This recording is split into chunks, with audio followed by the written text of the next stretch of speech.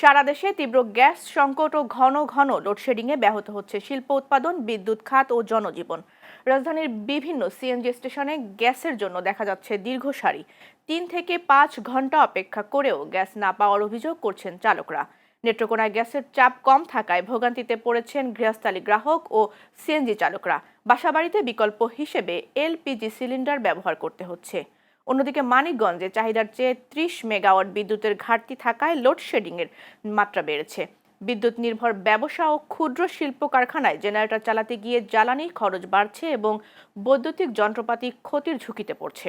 এই পরিস্থিতিতে জনদুর্ভোগ কমাতে ও শিল্প উৎপাদন স্বাভাবিক রাখতে দ্রুত স্বাভাবিক গ্যাস ও নিরবচ্ছিন্ন বিদ্যুৎ সরবরাহের দাবি জানিয়েছেন ভুক্তভোগীরা।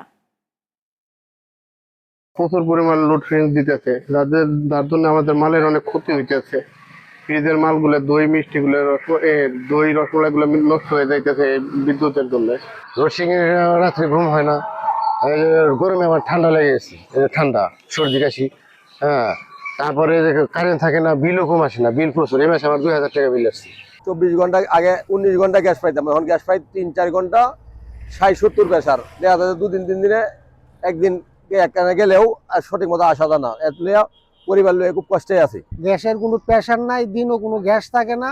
এই রাত্রি 12টা-1টার পরে যাও গ্যাস আসে, তো সকাল 4টা-5টা পর্যন্ত দেয়, পরে আর গ্যাস থাকে না। এখন কি আমরা কি না খাই মরবো? বউ পোলাপান নিয়ে এই গাড়ির সংসারটা চলে, 3টা-4টা ফ্যামিলি নিয়ে চলি। এখন দেওয়া যাইতেছে আমরা গ্যাসের জন্য টিপটুপ মারতে পারতেছি না, গ্যাস নিতে পারতেছি না। নেত্রকোনায় একটা গ্যাস পাম্প, এটাই তো গ্যাস নাই। বাইরে গেলেও আমরা গ্যাস পাই না।